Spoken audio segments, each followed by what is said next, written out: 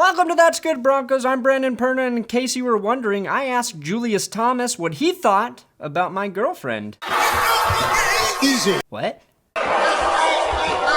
Easy. That's what I thought you said, you son of a bitch.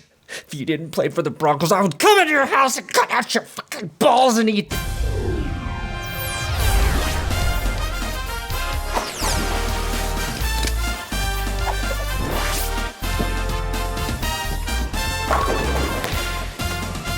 I'm sort of proud to say the Broncos beat the Jets 31-17 on Sunday in the damnable MetLife Stadium.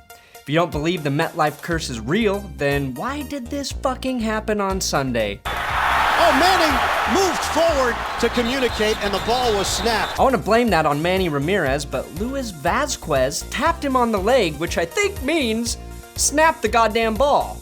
I'm starting to think MetLife Insurance is just bitter that Manning chose to endorse nationwide insurance. And that's why they cursed the Broncos and paid the refs to call the game like real assholes on Sunday. Thank God we were only playing the Jets. The game started out perfect. Peyton Manning connected with Demaryius Thomas for 54 yards on the very first play of the game. Thomas was wide, and I mean wide open. Unfortunately, the Jets defense tightened up after that play and held the Broncos to a Brandon McManus field goal. The following is a bang-bang sequence of shitty events that happened consecutively after that field goal. On the ensuing kickoff, the Jets fumbled the ball and the Broncos recovered the ball. Oh, wait. Not according to the zebra refs. The explanation given to us at the time. You can see that there was a strip, and he never regains full control before the ball comes out, before his knee hits. But because you could not see a clear recovery, the ruling on the field is going to stand. I guess Quentin Carter laying on the ground with the ball and getting up with the ball doesn't count as a clear recovery. But I'm not going to dwell on that, because the really bad news is that Danny Trevathan left the game with a knee injury on the next play, and it appears he's going to be out for 6 to 8 weeks because he fractured a bone above his knee. Does it have anything to do with Chairman, President, and Chief Executive Officer of MetLife, Stephen A. Kandarian, toying with the lives of the Broncos players? Oh, I think it definitely does. Just look at him. Do not look directly into his eyes, but look how mysteriously and obviously evil this son of a bitch is. If you didn't notice how shitty the refereeing was, then let me remind you the Jets were not penalized once in the entire first half. Oh, maybe the Jets just played really sound football. Or maybe the refs had their heads so far up Kandarian's ass they couldn't make obvious calls like this face mask on Jawan Thompson. After this garbage, Jace, who I swear to God is Eric Decker's bigger, younger brother Amaro, scored a touchdown, as you can see here. Ronnie Hillman gave some life to the Denver running game. Hillman was the first back this season to finish with 100 yards rushing for the Broncos. He actually had 100 yards exactly. Denver made a lot of mental mistakes, and they kept killing any momentum they'd gain with bad penalties. Was I scared? No. Because I knew we would outsmart MetLife Kandarian with our secret weapon, Emmanuel Sanders. Shiny Sanders absorbed all the bullshit Kandarian was spewing on us when he converted this big third down. This jump-started a scoring drive that Manning finished by doing his best John Elway impersonation, scrambling and hitting Demaryius Thomas for the touchdown. That gave Manning 504 touchdown passes on his career.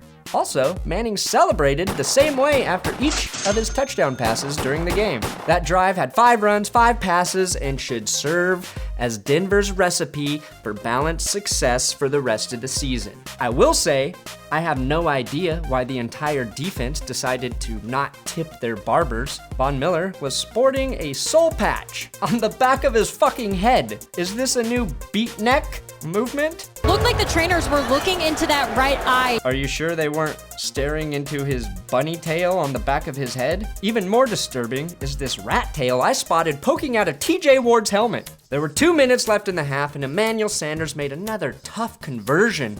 The refs still wanted to fuck us, so they said Sanders was short of the third down, even though he was clearly way over the line. That bad spot by the refs cost the Broncos 22 precious seconds.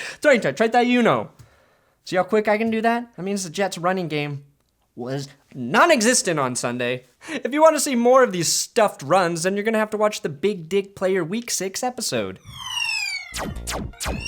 Now, here are my favorite Jets highlights from the game. Check out this sweet catch by Jason Morrow.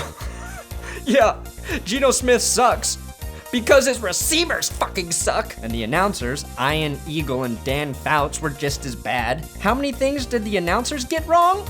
A lot. How did they not see the toe tap and the black pellets come up? The black pellets do not come out unless the toe's been tapped. And they also saw Decker was still bobbling the fucking ball when he kicked up the rubber pellets. How long have you guys been watching football? Thanks for watching That's Good Broncos. Like I said, make sure to watch the Big Dick Player episode for week 6. You can click right here, or you can click the link in the description. Make sure to check out my football videos on the milehighhuddle.com. Then Ian Pigeon and Dan Fawcett couldn't understand this Demaryius Thomas catch. It appeared that Decker had the exact same situation in the end of the first half, and it was ruled incomplete.